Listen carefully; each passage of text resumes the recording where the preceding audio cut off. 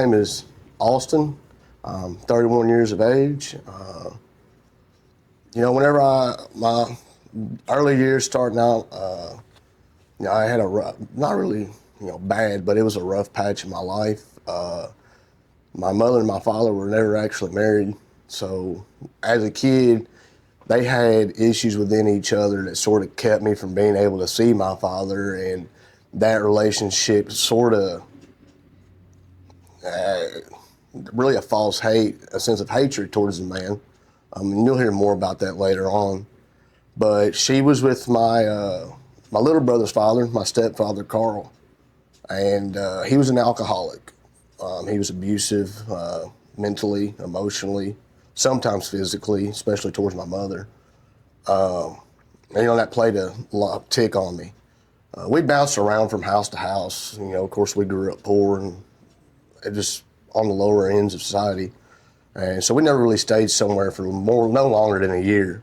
Up until I remember we moved to a house here in Shepherdsville, and that's where I met my buddy Cody, which is really where my story starts. So up until that point, I was sort of grazing around and never really had anybody in my life. Of course, when I met Cody, when I was in elementary school, known him since then, still part of my life today. He's like my brother. But that's where it all started. Cody's family, they knew I didn't really have a family. I did have a good home life, so they made sure to take care of me and be there with me. On my 12th birthday was the first time I ever got intoxicated. I remember we sitting on top of an old 88 passenger van back in the field, and we rode up a doobie, sitting there, and that's the first time I ever got intoxicated, and it just sort of led in from there. Next thing you know, I'm drinking all the time and not really having any guidance in my life. My mother and my stepfather, they got into a big argument, and there was some abuse in there, and that's whenever we moved away from Shepherdsville, and I still stayed in contact with Cody. We moved to Mount Washington, and that's when me and my stepfather really couldn't get along no more. At that point in time, when me and my stepfather couldn't get along no more, my mom made a decision to send me to live with my aunt in Taylorsville, Kentucky. And living there, I'm sure they didn't mean it, but they never called me by my name. It was always the boy this or the boy that, or hey, have the boy do this. And at a young age, going through the things I was going through, it sort of played a toll on my mental health. At 15 years old, one of my best friends, James, was killed in a car wreck. And that was my buddy. I miss him till today, but I know now where he's at because he had that relationship with our Lord. And he was actually on the way home from a ministry trip. They were out on camping. And on the way home, at first we were told that the youth pastor had swerved to miss a deer, and that Jamie didn't have his seatbelt on.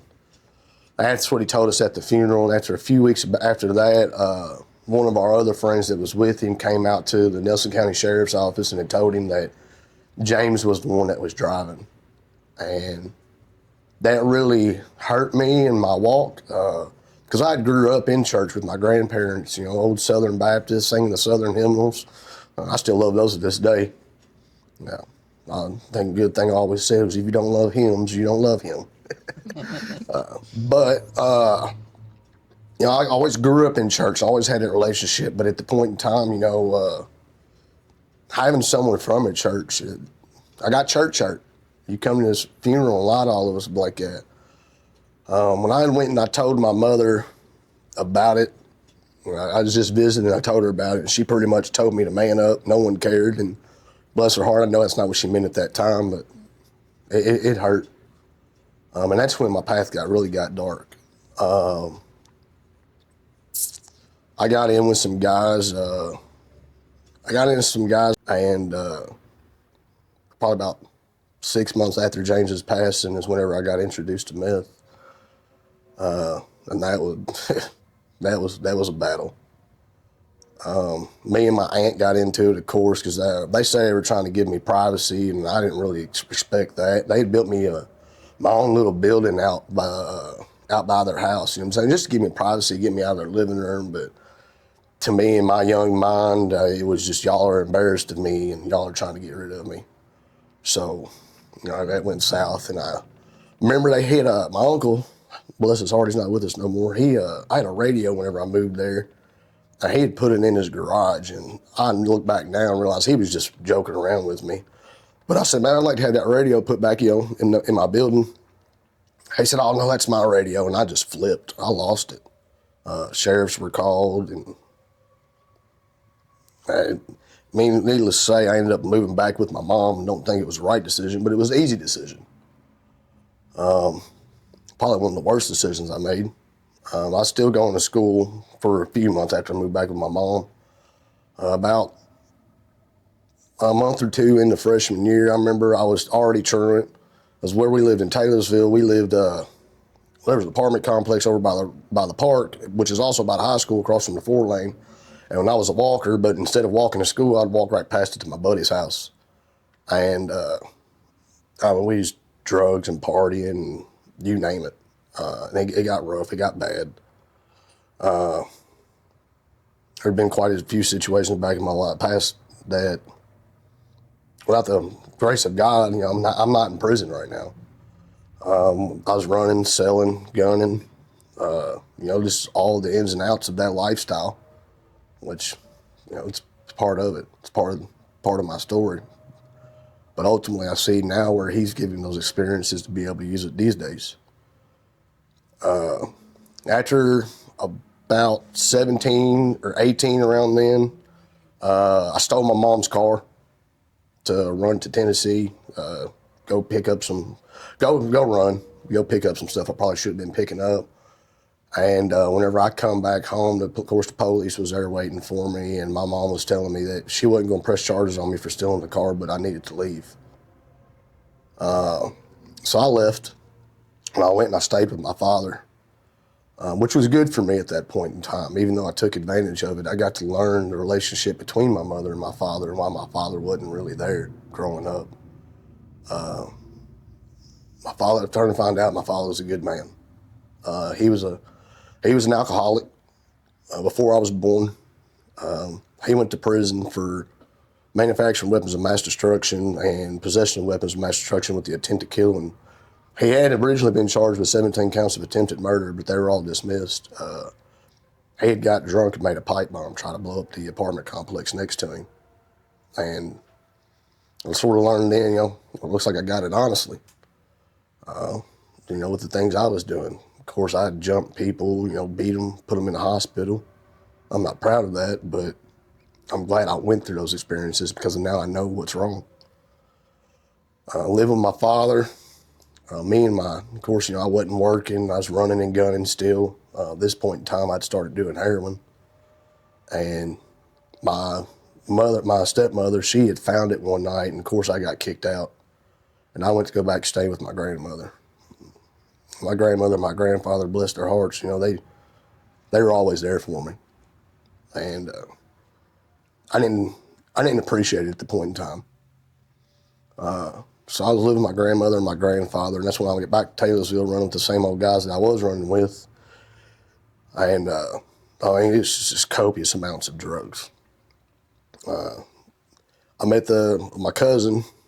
I went to stay with him, and his woman, him and her weren't doing too well, and I guess I took advantage of that, being the guy that I was. I didn't care about how I made you feel. It was just all if I could find someone or something to make me feel better, and she just so happened to be that. So we were hanging out, me and her. Of course, he didn't do drugs, we did. And I moved back to Taylorsville because me and him wasn't getting along. And when I moved back to Taylorsville, she was coming out there to come get stuff from me, and I was selling her stuff. And one day her car broke down.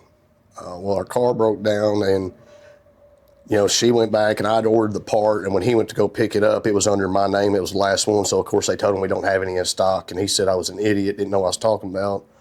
So I told her, look, come get me, and we'll ride down. I'll come down and stay at y'all's house tonight, and in the morning I will, go get the part. On the way there, we was going down Bardstown Road, right there where the Rite Aid and the Outback and the Circle K is, and we was going through a green light, and we had an old man step out in front of us, and it killed him on impact. It still haunts me from time to time, you know, even though it was an accident. Being part of something and taking another person's life, whether it was intentional or not, it'll sort of mess with you a little bit. But we totaled his car, and of course, you know, we had to go back to their house. We didn't have no vehicle. So we go back to their house, and he got home that night, and, you know, I was trying to get his mind off of it. I was always trying to make somebody feel better, hide the torment. Helped me hide the torment I had in my brains from the things that I did. And I asked him, I was like, how was your day? How was your night? And, you know, and he just started going off about, oh, what about all the effing money y'all just cost me and this? And I remember I lost it and I freaked out and I told him, man, forget the money. Well, your woman's in there in a bathtub. You know, she just killed a man. Like, go check on her. And I remember me and him was sitting there getting into it, and I would go work for her mom and dad from time to time. They had some land in Owington, Kentucky, and they would help. They was whenever they first bought it, and they would pay me to come out and help build barns, you know, or help get it, you know, ready for them to live in. And I remember she walked out of the bathroom. She said, "Come on, Austin, we're going to my mom's." Well, I was supposed to be going out there that weekend anyway. While we were out there, he had messaged her and told her, "Screw you guys, y'all can have the place," and all this. And me and Jackie were very close friends at that point in time. We worked together, we had lived together, and we were just friends. And I guess he didn't like that. He thought there was more than that to that. There wasn't at that point in time, but after they split up, it did become that. Of course, our relationship was fueled off of drugs. I couldn't even add up the amount of drugs we did together. But instead of living in the place they was living in, we decided to move back with her mom and dad, which was probably one of the worst decisions I made. Me and her mom couldn't get along, couldn't see eye to eye. But, you know, that's part of her story, not mine. But we couldn't see eye to eye, and eventually we got into it, and I got kicked out. And so I went back to Taylorsville. I lived there for a year or two running. And, of course, I was cheating on her and partying and doing everything I could just to fly by the next day. Ended up moving back in for about 6 months or so, and during that time she had got pregnant with my oldest son, which is one of my greatest blessings. And, you know, so she got pregnant with him, and I had made a decision because there really wasn't no work in Owington besides farm work, and I needed to make more money. So I had spoken to her and told her, hey, look, I'm going to move back to Taylorsville, you know, and that way there's work there. I know people I can work with and get money. And really, I was abandoning her without even realizing I was doing it. And that's whenever I was doing heroin. I got wrapped up with some guys. One of the guys he was a maintenance man at the outlet shops. They had just opened up, and he had found out how to get into Kate Spade's storage room to get purses and steal purses. And then we were stealing them, selling them, getting rid of them. And he really wasn't selling them. I was just there and part of it, but he ended up getting caught. Well, what we was doing is we was taking them and we was selling them to the guy we was getting our heroin from. And what happened, the story goes, and the sheriff's office had found out about it because there was unreleased Kate Spade purses being posted on Facebook for sale. Of course, sheriffs got wind of it, and they went to go talk to them about it. When they went, there was probably about 5 or 6 of them laying in the back of their vehicle, and that gave them probable cause to search their house. When they knocked on the door, I mean, they give them all the information they needed, you know, hoping to get them out of trouble. Marlon had, you know, a tote on him. Well, Jackie knew that, and I remember it was her, like it was yesterday. I mean, it was her birthday, and she's spending on her hands and knees, and she's begging me, crying. She's pregnant with my child, and she asked me, she said, Austin, I need you to stop. Something bad's going to happen. My response was, if I want to get high, I'm going to get high. And of course, then I was, you know, using meth and heroin, so I couldn't sleep that night. I was hired and all get out. And I remember she laying there sleeping. I'm watching her sleep, and I'm like, man, you know, she's right. She was smart enough to see all the red flags I wasn't seeing in that situation. That was her birthday, you know, and that, I look back on, that's one of the things that I probably, you know, caused a lot of damage by saying that. She's sleeping, and I was like, you know, she's probably right. So the next day I went over to Marlon's house, which was the guy I got my stuff from, and I remember I had a solar charger, And I told him, I was like, man, you trade this for me? He's like, yeah, man, I'll trade for that, and I'll front you a little bit. And I told him, I was like, no, man, I just want a point. I'm going to quit. Of course, I was a needle user. I shot up, and he left, and we was hanging out there, and Jay kept bugging me. He's like, man, let me use your needle, let me use your needle. And one thing I said is like, I don't share. He was like, oh, come on, man, you can use it first. And I was like, no. Well, he kept hounding on me, and then eventually, I said, all right, he come up and said, I'll buy you a 10-pack of fresh ones. I'll throw you $20. And I was like, that pays, I can give me a little bit more whenever I get sick again. So I went to my grandmother's house and I got my needle and I went back. And the last thing I remember before waking back up was I put that needle in my arm. That's all I remember for a little bit. I remember waking back up and everybody's freaking out. But as I sat back up, the EMS come through the door. I had died. I lay dead on the floor for about 25, 30 minutes. Everyone was freaking out. Of course, I'm like, what happened? What happened? Right. And then Jackie, she was like, you died. And I'm like, no, I didn't. Of course, I'm trying to fight the ambulance to get up. And they're hooking me up to all the machines, trying to get my vitals and stuff. And the EMS worker looked at me, pointed. And he said, you see this number here? And it was the number 36 on the machine. I said, yeah, what's that? He said, that's your blood oxygen level. And I was, well, what's it supposed to be? He said, it's supposed to be at 100%. He said, you was gone. I said, nah, man, y'all never seen somebody nod out before? At that point in time, Jackie grabbed a hold of me. I remember it's the coldest touch I'd ever felt in my life. And she looked me dead in my eyes and she said, baby, you were gone. And of course, that started freaking me out because I didn't remember nothing. And it terrified me. I remember they was trying to hold me down as I was trying to get up because I'm trying to go smoke a cigarette and it caused more harm than good. Let's let him go smoke.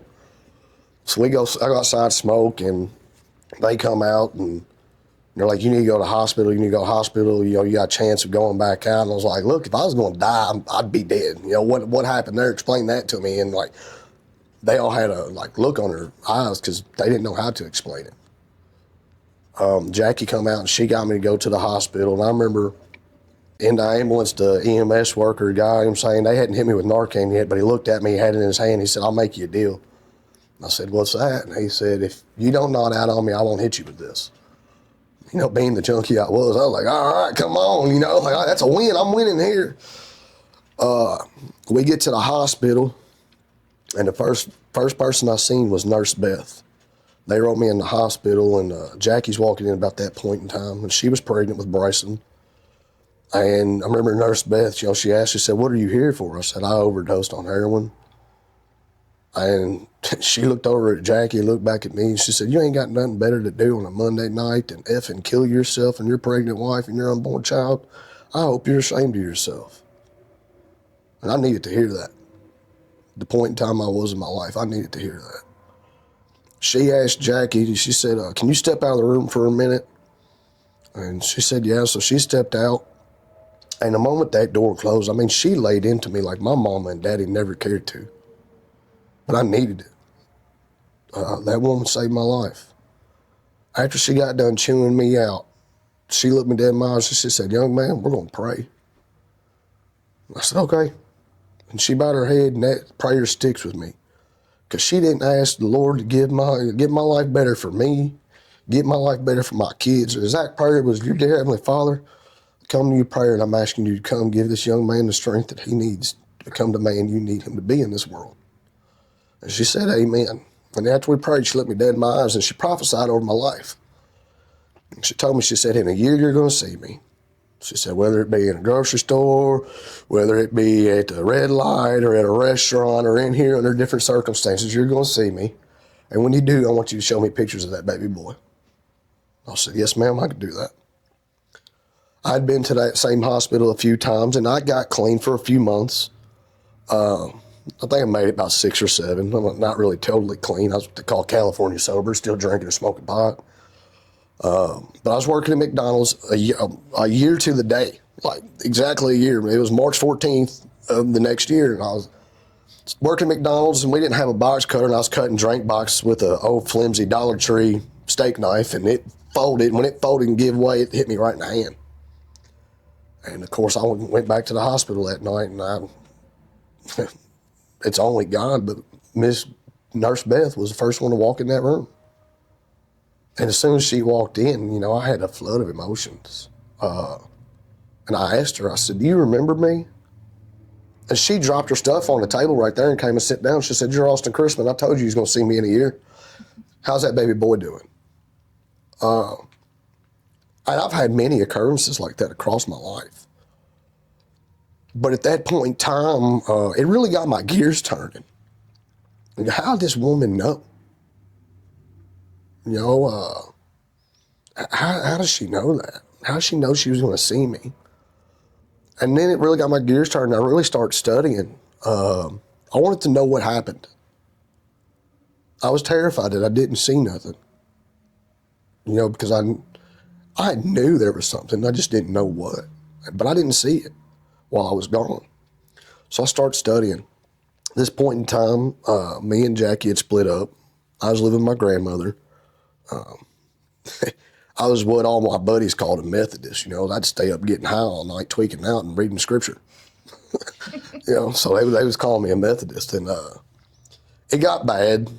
It got real bad. At that point in time, I was getting Bryson whenever I wanted. He wasn't in school yet. She's let me have him whenever I wanted. But I still wasn't doing the things I needed to do to be a father. I remember that me and my grandparents got into it, and they had told me it was time to move on to the next place. I was a drifter then. I just stay somewhere until they kicked me out. Remember, I'd come across this woman, Miss Susan. She was a blessing in disguise. That was another angel he placed in my life. I had met her on Facebook. She had posted something in the Spencer County community page.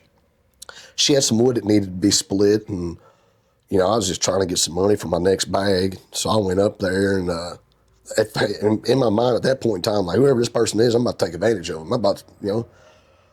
I go and I knock on the door. Man, it's this big old house, probably 3,800 square foot. She's got a 110 by 70 foot barn. She's got a bunch of land. She's got 2 or 3 horse pastures. I was like, man, I'm hitting a lick. This is cool. I opened the door, and she's an amputee. She had, needless to say, I didn't end up doing what I wanted to do. Lord worked on my heart there. But she opened the door. She was an amputee, and she had some wood that needed to be split. And I told her, I said, "Miss Susan, I'll come out there and I'll do it for $25. It was some unseasoned pine too. I mean, that was the hardest $25 I ever earned in my life. I remember I was taking 15, 20 whacks just for each piece, because they was big old pieces. But I got in with her, and she come out there, and she's talking to me, and she's like, I retired from the CIA. And of course, at that point in time, I'm an addict. I'm like, what, huh? Freaking out, like, oh Lord, she's out to get me, and I'm messed up, But she ended up being a blessing, because, she said, I've got other work around here to do if you're up for it. Well, I said, yes, ma'am. I can do that. Which is good as we got into it, and she knew that I was having a rough patch in life, and she's had a heart to help people. And, of course, I did take advantage of that, because when my grandmother and grandparents told me to go on, she always told me, if you ever need where to go, I've got extra room. You can work for me for room and board, and get you another job on the side, make the cash you need, but you won't have to pay no bills here. And that woman, she was a blessing. She bought a horse, teach me how to ride horses. She would do anything for my child. She loved my boy to death. She loved seeing me and him interact with each other on the farm. And she just had a good heart. She knew I was in a bad place, and she was trying to get me out of it, but I wasn't ready.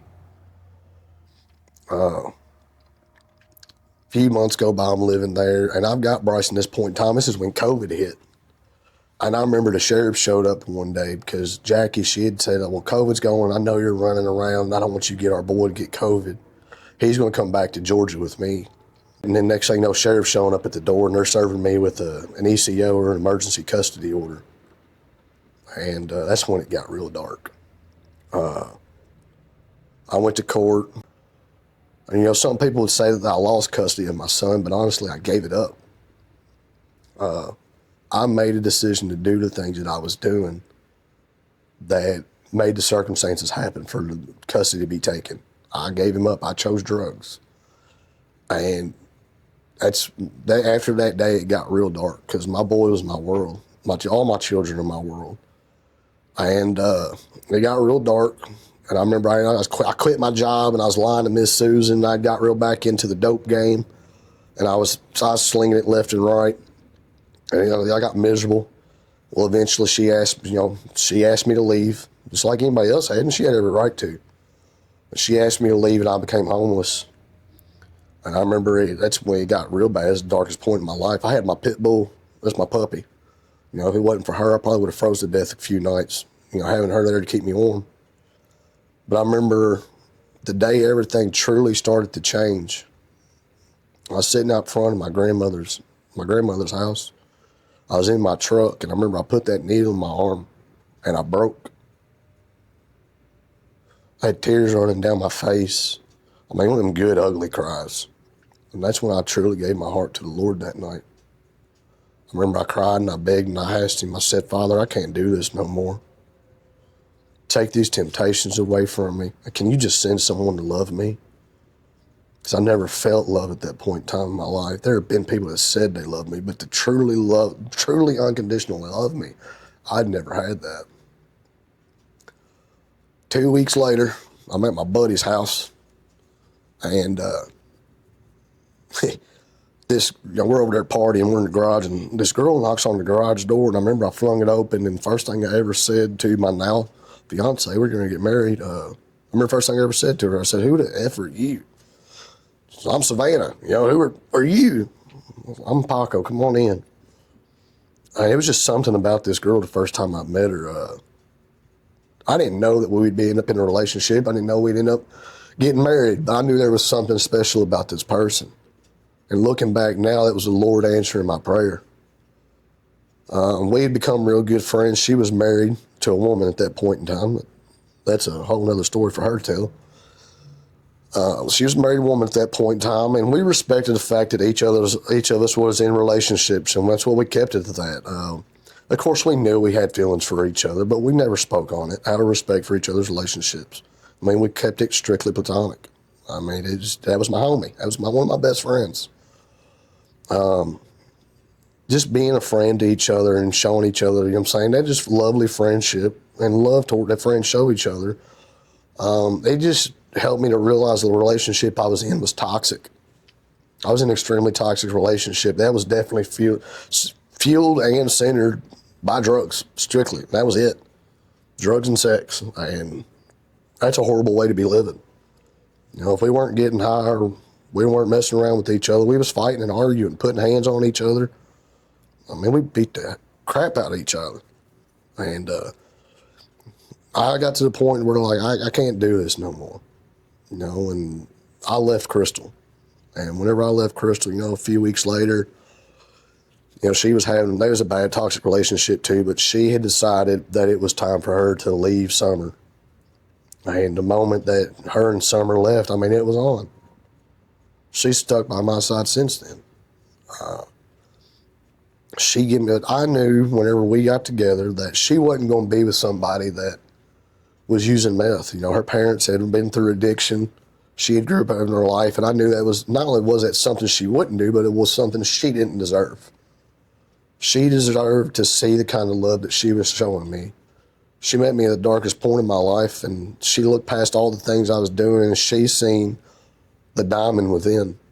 She showed a man that never knew love, what true unconditional love was before we ever got together. And I thank the Lord for that. He answered my whole entire prayer just by putting her in my life. He removed the temptation to want to do meth. He removed the temptation to want to do heroin. But I still kept drinking and smoking, which got worse. It got bad. I became a raging alcoholic. We'd moved in with her mom and dad, and bless their heart, they must be crazy, but she come to him, was like, hey, I'm with this guy. He's trying to turn his life around. He ain't got nowhere to go. He's homeless. He's living in his truck, and they said he can stay here. And the first conversation I ever had with him whenever I met him, they said, we've been where you're at. We've done the things you're doing. We're trying. We want to help you. We can get you a job. And they got me the job I have now. I've been there for the past 5 years. So Savannah got pregnant, and the first one she had a miscarriage. But the thing about that, and the reason it messes me up so bad, a few months before she had her miscarriage, I had stole her car, went and got with my ex that she had made me realize was toxic, and I was running around all weekend cheating on her. And of course, I told her I was at my grandmother's or I was doing this. I lied to her. 4th of July comes around that year, and she found out what I had truly been doing that weekend. Well, a week or two later is when she had a miscarriage, and I blamed myself. I blame myself because the torment that I put her through and the hurt that I put on her, I feel like that's what's caused it.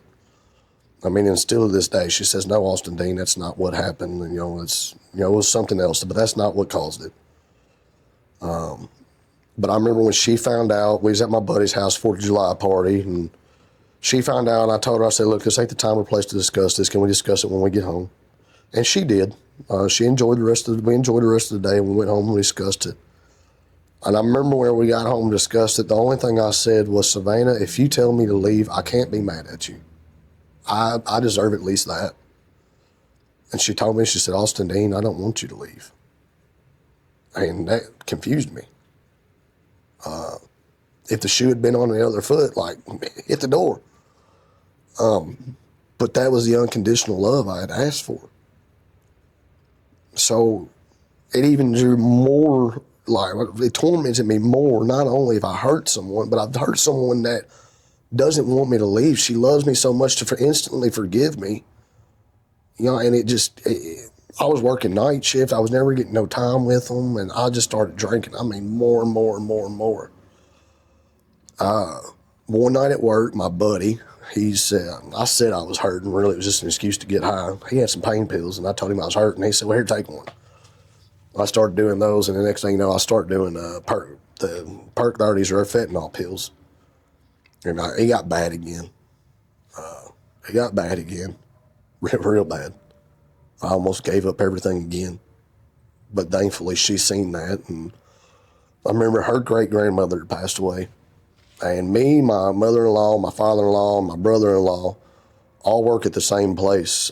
She was a stay-at-home mother at this point in time. And we all worked at the same place, so with us not being legally married, I couldn't get no time off for bereavement time to go up with them to Ohio for the funeral. And I remember they left that Friday, and the last thing she said to me was, "I'm going to think about what to do while I'm gone." I had finally driven a woman that loved me and never wanted me to leave to the point of considering making me leave. And that stuck with me. Whenever I did that, they left, and I was like, "Man, I'm going to do this. I'm going to be sober when she gets home, and I'm going to be the hero." That's what we all say. But I was trying to do it myself. I remember I made it 3 or 4 hours, and then I was calling up my guy, bring me some pills over, and I remember sitting in the bathroom crushing them up on the bathroom sink, and I remember snorting them, and I looked up, and I said, "Austin, here you are again." I had stopped doing the things that got me sober the first time. I stopped reading my Bible. I stopped tending to my relationship with the Lord, and I drifted afar. And that's one of the most awesome things about it is no matter how far I drifted, he was always right there. All I had to do was ask him to forgive me.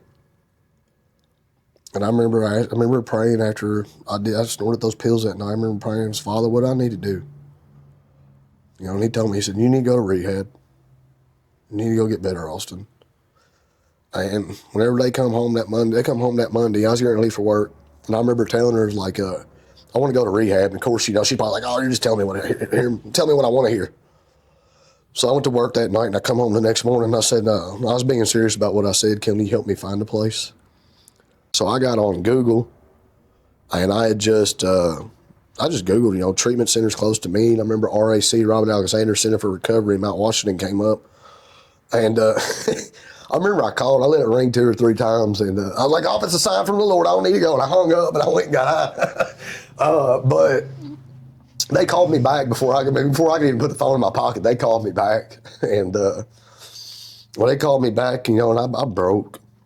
I broke right there. I remember right there in the middle of the warehouse, all my employees looking at me like I'm crazy. We got this grown man in here bawling like a baby on the phone with somebody. Look, God, what's going on? And I told him I broke. I said, I'm struggling and I need help. And they said, we can help you. Let me get your insurance information. And I remember that woman told me, she said, Mr. Chrisman, I give you my word, I'm going to call you back within an hour. So I'll give you my word. I said, okay. I wasn't even there. About 20 minutes later, she called me back and she said, when can you come? And I said, well, I've got court this Friday. I can be there Friday night, And I did have court. That was the honest truth. But really, I wanted one last run. I wanted one last run. And I'm lucky I didn't die when I did that one last run. I remember that Friday, I went home and I told her, I said, look, I'm leaving Friday. And of course, that would upset her, but she was happy that I was finally getting the help I needed. And so I went. I remember going in there the night before I went there, I chugged a fifth and snorted about 6 or 7 of them fentanyl pills. Probably should have OD'd. So we get over to the place, and getting out of the car is the most hurtful thing I've ever experienced. I had gotten to the point in my life to where I was having to leave my 1-year-old child, because we done had Silas at that point in time. I was leaving my 1-year-old child. She was pregnant with our next. And, it was hurtful, the pain that I caused her having to do that. And I remember when I first went in there, I call them God crumbs.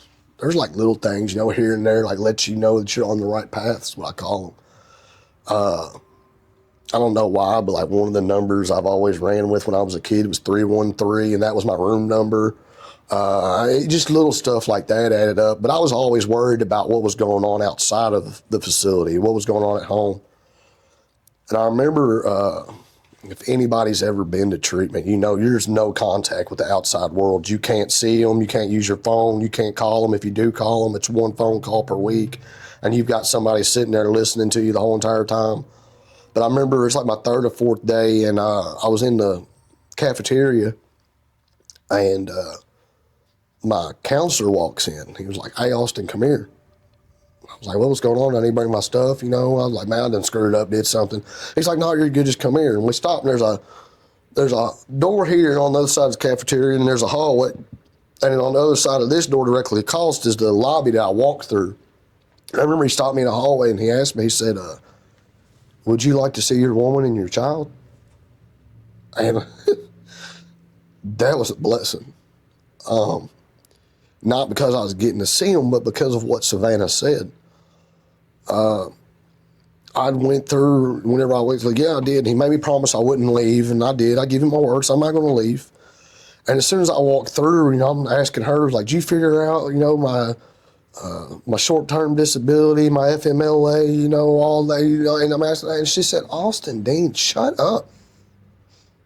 I said, what? She said, I need you to stop worrying about what's going on out here, and I need you to focus on bettering yourself.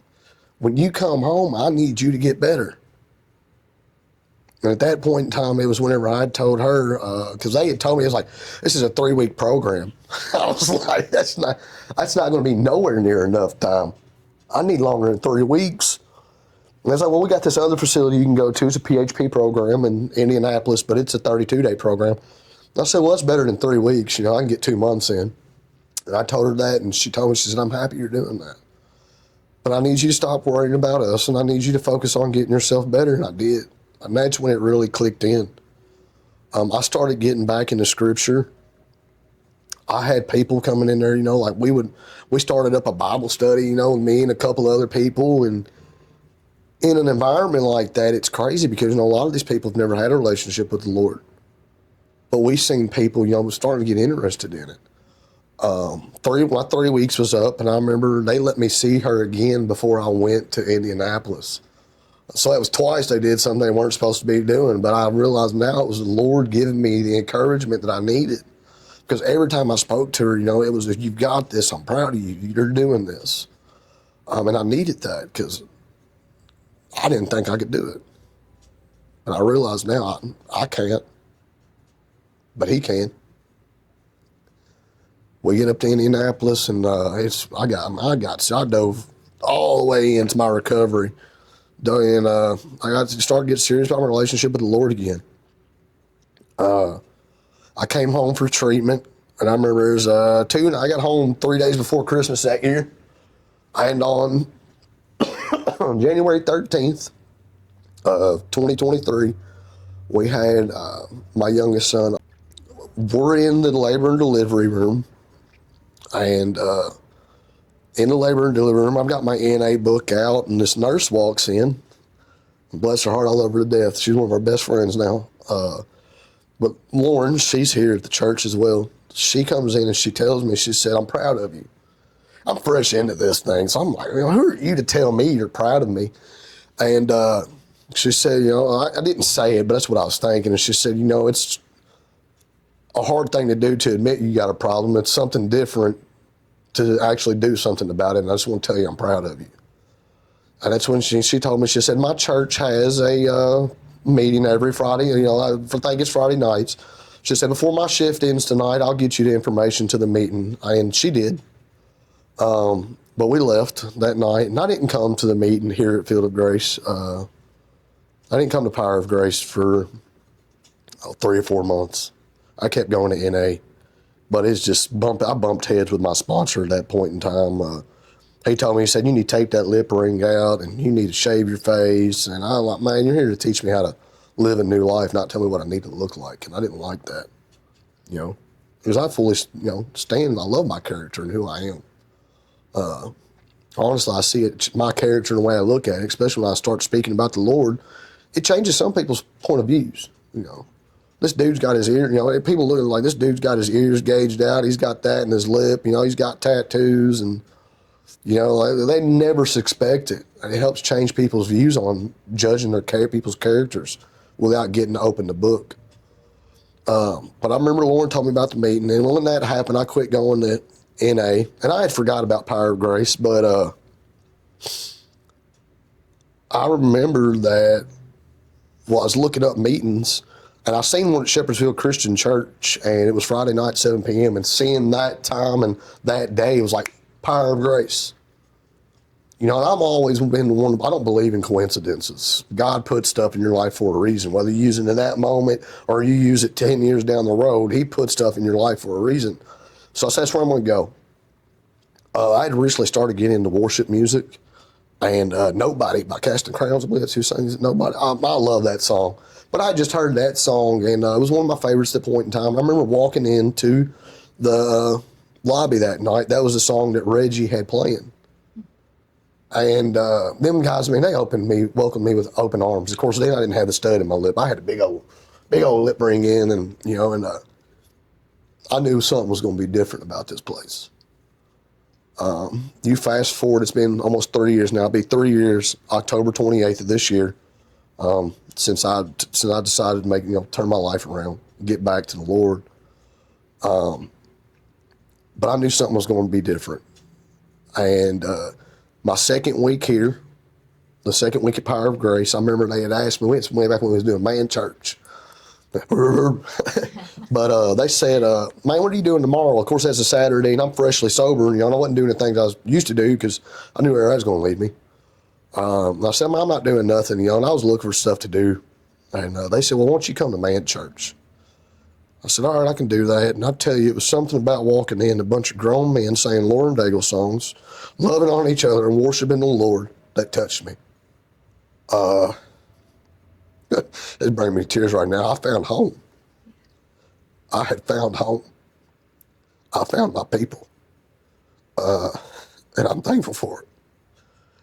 The relationships I've built in this place. I remember I went home that night, and she'd been saying, we need to go to church. We need to go to church. And she wasn't saved at that point in time, but her gears were turning. The Lord was working on her. And I remember I went home, and I told her, I said, I found our church, and we're going tomorrow. So that place was on fire. You could feel the spirit in there. I said, we're going. But we've been coming since. A couple weeks later, it was Mother's Day. And she gave her heart to the Lord on Mother's Day that year. And, when the Lord speaks about, I come to them and have life and have it more abundantly, That's my life more abundantly. Seeing the ones I love following the Lord and giving their heart to Christ. You fast forward now. I get to join the altar team. I'm on the altar team. She gave her heart to the Lord. I was blessed with the opportunity to baptize her. I get to lead the meeting that brought me to this church. That is a great opportunity. I love it. I love the accountability it gives me.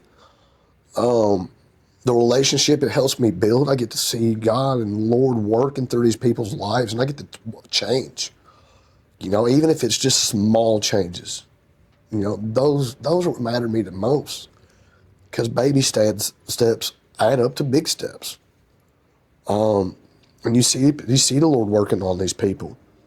I've got a guy, I'm not gonna say his name, just confidential, but I remember when he first came, I mean, he wouldn't speak. I mean, he just sit over there in his corner, you know, and like that. But but now he's one of the most outspoken people I've had. He'll share his testimony quicker than anybody, you know. But he's grown, and that's what I love about seeing it. I'm no longer on night shift. I changed night shift. I'm on day shift now. Got a schedule I can love. The Lord bless me. I only work Monday through Thursday. Okay, gotta love that. You know, 4 days instead of 5. Come on. A few weeks ago, my son was here with me before Power of Grace, because I was blessed opportunity to lead Power of Grace now. We're sitting there and he comes up to me and he said, "Dad," he said, "I want to be saved." And I got to lead my son to the Lord that night. And that's something I never would have imagined I could do.